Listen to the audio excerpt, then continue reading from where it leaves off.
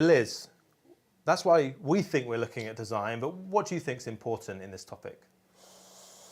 I think, for me, really it comes around two things. A shift in mindset in terms of what design is focused on and what design considers within the process of design. And then also, too, a big part for me when it comes to kind of the growing focus of materials within design is around participation. And I say that because really materials for a very long time have been considered the preserve of big material science laboratories and large corporations. It's probably fair to say that most of us haven't made materials or experimented. Come Anyone? on, Quick DIF show of hands. people. Who's ever made a material? Oh. 4 people. Okay. Yeah, we've got about like I don't believe one of them. 8% of the room. We're going to grill them on that afterwards. And I find that, I mean, one, I don't find that surprising at all. But two, I find that odd. Because if you really consider materials, materials make up the entire world that's around us. It's the clothes that we wear, the food that we eat. They enclose us when we go from one place to another. They construct the homes that we live in. And yet, to a large extent, very few people think about materials on a daily basis. And when we do kind of consider them, we're sort of, it's a, just accept what you get, okay? We're gonna give you the materials and you don't consider any, you're none the wiser. And that's really problematic because it means that we're closed off from those key decision-making processes, and for a long time, we've been alienated from the impacts of, you know, last century's material choices. That's bubbling up now, as we saw on Blue Planet, and we continuously are exposed to with the series of kind of environmental crises that we've been experiencing. And I think that that's actually proved to be a really powerful mirror to society, to say we need to start making more conscious material choices. And you mentioned Blue Planet. Plastics is the one that's being demonized at the moment. Yeah. Is that, what's your you talked about agency. What are we Yeah. actually meant to do about that? Is it about stopping using plastic altogether? Well, so I think plastics, not to be a devil's advocate, I think plastics are an absolutely incredible material. There are so many materials that are a feat of human engineering that are being vilified at the moment. Plastics, carbon fiber, you know, it's incredible to me that we have materials that operate and function in this way. And the real question is, I mean, it's not should or shouldn't we be using them, because the reality is that people will use them if they exist in this world. Companies will find applications for them, and they probably should because they're absolutely incredible. The issue that we have is that we're miscalculating their value. These materials, particularly plastics, polypropylene, polyethylene, we should be treating them like gold, because that's how rare they are, and that's how precious they are. And socially, we've kind of encapsulated them as this really low-cost, low-value, throwaway material. So I think, really, it's not a material issue, it's a social and economic issue. Okay, and you've brought in some materials today I have. to show us, and have. materials that you actually made. Yes. Come on, let's have a quick so look. I make materials as well, so those 4 people, but also to the rest, you should start making materials, would be my argument. So it sounds like it might be, I mean, you said it's usually the preserve of a lab or, yeah. but you didn't make these in a lab. No. So when it comes down to participation, I don't know how we want to show these, Joe. I think someone's going to work their magic and twiddle the crew? old Zoom. Okay, technology. Yeah. It will Zoom. save us sometimes. So when we are talking about participation, I think the materials economy, or the way in which we make materials in the 21st century, can radically open up. It doesn't have to be behind the closed doors of laboratories or large corporations anymore. And importantly, you don't have to be a material scientist anymore. I think with Materiom, what we're trying to show is that if you can have access to knowledge about materials, how they're made, where their ingredients come from, what their properties are, what their potential consequences and implications are that you need to consider, really anyone can begin participating in the making of materials.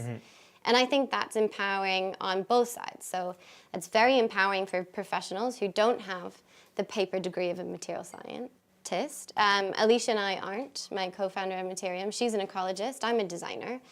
And to say to professionals who want to participate in transitioning us to a circular economy, and they see the power of materials in doing that, to say you don't have to have that specific degree in order to meaningfully engage. I think that's hugely empowering. It's also powerful for the materials economy more broadly, because of course now it's benefiting from a far wider remit of expertise, methods, approaches. Okay. And I think that's with materials and design. I think what DIF is showing us is actually the benefit of designers beginning to engage in the materials production economy, because it's bringing about whole new considerations that a design empathy feel is really important, whereas maybe we were missing that before. So just these materials, so what have we got? We've got, so this material here. Wayne, you thought this looked like something from... you thought it was a cupcake. You thought it was a bath bomb. Yeah, it looks like something from Lush. Yeah, well, you know, it is Lush. This is in a amazing, way. this thing. I've paid him to say that. Wayne. You described it to me before. So this is a material that we are developing on Materiom. And by we, I mean an absolute motley crew of researchers all around the world from very different disciplines. For construction applications. So at the moment it behaves and performs like a technical ceramic. So it takes a lot of compressive strength, but a bit weak tensile-wise. But what it's made out of is, so you had mentioned earlier that it looks like a muffin, and that's because I actually baked it in a muffin tin. That's dangerous. Imagine tucking into that. You know, it's just dental work, whatever. But it's made out of sodium bicarbonate, which is extracted natural from minerals all over the world, and cornstarch. And what we're doing is we're baking it using just a standard oven that you'd find in your kitchen, and we're adding within it activated charcoal. Because what we're hoping to develop is a material that not only comes from abundant natural resources, which we can begin to use in our built environment, but also continues to act and react through use to purify the air around you. Wow. So that if you built a house out of that, it would purify the air? Potentially. Okay, possibly. all right. That's where we're going. I feel like I'm knocking on the door. Yeah. Amazing. But so what I've also brought is some bioplastics. So you might have heard of Uhu. I think we've featured Uhu at the DIF before. Got some nodding heads. Yeah. Edible water blob. Edible water blob. That's a great, I think that's how they describe it. Imperial will be like super happy about that. Yeah. This is very similar to Uhu, and in the way that it is only made from agar-agar, which comes from seaweed, and glycerol. So it's a totally biodegradable, dissolvable plastic. So it operates and functions just like a plastic film would that you would need for packaging or transport, but you can most importantly dissolve it in your sink after use. Okay, so for something that you only want to use, plastic that only needs to be used for a short amount of time. Exactly. Gone. Exactly. We have also got one last sample, which is what we call a vegetable leather. So we're making this out of carrageenan, which comes from red algae, and glycerol as well. It functions and performs exactly like a hard leather material. But the interesting thing is if you feel this one, give it a little tug. Ooh, well done. Yeah, that's good. Yep. And then this good guy. tugging. Yeah, very good. We'll keep you in the kitchen. So these two samples are made from the exact same ingredients, but different proportions. Okay, so you get different properties. Exactly, very different properties. So what we are beginning to explore with Materiom is that it's not only identifying abundant ingredients. I think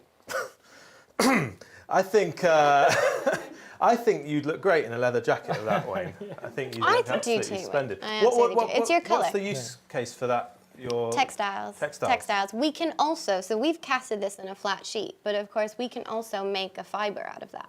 Okay. Which can be made into yarns or textiles themselves, woven in it. Amazing. And you've referred to Materiom. Thank you for bringing these amazing samples in.